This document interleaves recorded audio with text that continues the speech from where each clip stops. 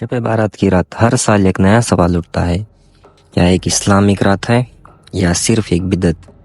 کیا اس رات کی فضیلت صحیح حدیثوں سے ثابت ہے یا صرف یہ ایک روایت بن چکی ہے؟ آج ہم قرآن اور صحیح حدیث کی روشنی میں جانیں گے کہ اصل حقیقت کیا ہے، کیا یہ سنت ہے یا بدعت؟ مسلم امہ میں ہر سال 15 شعبان کی رات ایک خاص طریقے سے منائی جاتی ہے۔ اس رات لوگ قبروں کی زیارت کرتے ہیں، محفل نعت ہوتی ہے، کچھ لوگ اسے معافی کی رات مانتے ہیں اور کچھ لوگ اسے قسمت لکھنے کی رات کہہ کر عبادت میں مصروف ہوتے ہیں۔ لیکن سوال یہ اٹھتا ہے کہ کیا شب بارات کا ذکر قرآن اور حدیث میں ہے؟ کیا یہ اصل میں ایک اسلامک معاملہ ہے یا صرف ایک روایتی رات؟ سب سے پہلے قرآن میں اس رات کا کوئی ذکر ہے یا نہیں؟ ہم نے اس قرآن کو شب قدر میں نازل کیا۔ بہت لوگ اس آیت کو شب بارات سے جوڑتے ہیں، لیکن مفسرین کے مطابق یہ لیلۃ القدر کا ذکر ہے، نہ کہ شب بارات کا۔ امام ابن کثیر اور تفسیر الجلالین کہتے ہیں یہ رات شب بارات نہیں بلکہ رمضان کی لیلۃ القدر ہے۔ اب آئیں حدیثوں کی طرف۔ کیا شب بارات کی فضیلت حدیثوں سے ثابت ہے؟ رسول پاک صلی اللہ علیہ وسلم نے فرمایا، جب شعبان کی 15ویں رات ہوتی ہے، اللہ زمین پر نظر ڈالتا ہے اور اپنی رحمت سے سب کو معاف کر دیتا ہے، مگر مشرک اور جو دشمنی رکھتا ہے اور جو اپنے بھائی سے نفرت رکھتا ہے اسے معاف نہیں کرتا۔ یہی سیم الفاظ ان 5 حدیثوں میں موجود ہیں۔ رسول اللہ صلی اللہ علیہ وسلم نے فرمایا، اللہ 15 شعبان کی رات اپنی مخلوق پر نظر ڈالتا ہے اور سب کو معاف کر دیتا ہے سوائے مشرک اور اس شخص کے جو اپنے بھائی کے ساتھ نفرت رکھتا ہو۔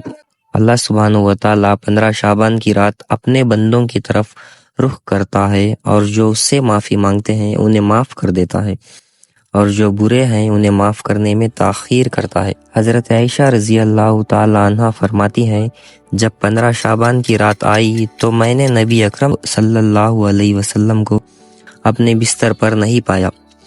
میں نے آپ کو تلاش کیا اور آپ کو جنت البقیع میں پایا، جہاں آپ اللہ کی عبادت میں مشغول تھے اور دعائیں کر رہے تھے۔ پھر آپ صلی اللہ علیہ وسلم نے فرمایا، ویسے تو اللہ ہر رات کے آخری حصے میں دنیاوی آسمان پر نزول فرماتا ہے، لیکن 15ویں شعبان کی رات شب بارات جب شروع ہوتی ہے، یعنی جب سورج غروب ہوتا ہے، تبھی سے اللہ سب سے پہلے آسمان پر آتا ہے اور کہتا ہے، مجھ سے دعا کرو میں تمہیں معاف کر دوں گا۔ رسول اللہ صلی اللہ علیہ وسلم نے یہ بھی کہا کہ اس رات اللہ اپنی رحمت سے جہنم کے لوگوں کو معاف کرتا ہے اور بنو خلب کے قبیلوں کے بکروں کی بال کی تعداد کے برابر جہنم کے لوگوں کو رہا کرتا ہے۔ یہ ایک عظیم رات ہے جس میں اللہ کی رحمت کا دریا ہر ایک انسان پر کھلتا ہے۔ حضرت عائشہ رضی اللہ تعالی عنہ فرماتی ہے، جب شعبان کی 15ویں رات آتی ہے تو نبی اکرم صلی اللہ علیہ وسلم زیادہ عبادت کرتے تھے اور رات کو نماز پڑھتے تھے۔ آپ صلی اللہ علیہ وسلم نے اس رات کو گزارا اور اللہ کی عبادت میں مشغول رہے۔ کچھ اسکالرز اسے ضعیف یعنی ویک اور کچھ اسے ایکسیپٹیبل بھی مانتے ہیں۔ روایتوں میں آتا ہے کہ حضرت مولا علی رضی اللہ تعالیٰ عنہ نے بھی اس رات کی فضیلت پر کچھ ضروری باتیں کہی تھی۔ انہوں نے اپنے اصحاب سے کہا، جو شخص شب بارات کی رات میں عبادت کرے گا اور اس کے بعد اگلے دن کا روزہ رکھے گا، اس کی زندگی میں برکت اور معافی ملے گی۔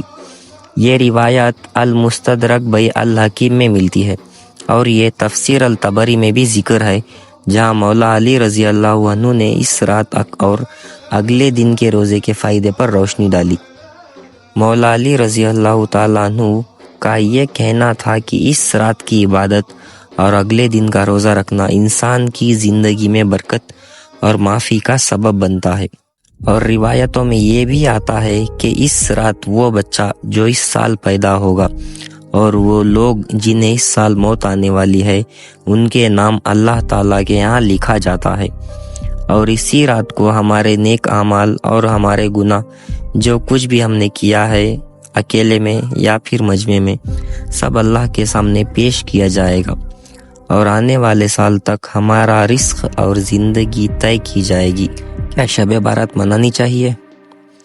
اگر آپ چاہیں تو اس رات اللہ سے معافی مانگ سکتے ہیں، کیونکہ توبہ کسی بھی وقت کی جا سکتی ہے، لیکن سنت یہ ہے کہ ہر رات دعا کریں، صرف اسی رات کو نہیں۔ وہ تو الرحمن الرحیم ہے، سب رحم کرنے والوں سے بڑھ کر رحم کرنے والا ہے، معاف کرنے والا ہے۔ سچے دل سے مانگو، رو رو کر معافی مانگو، اور جو چاہے وہ مانگو۔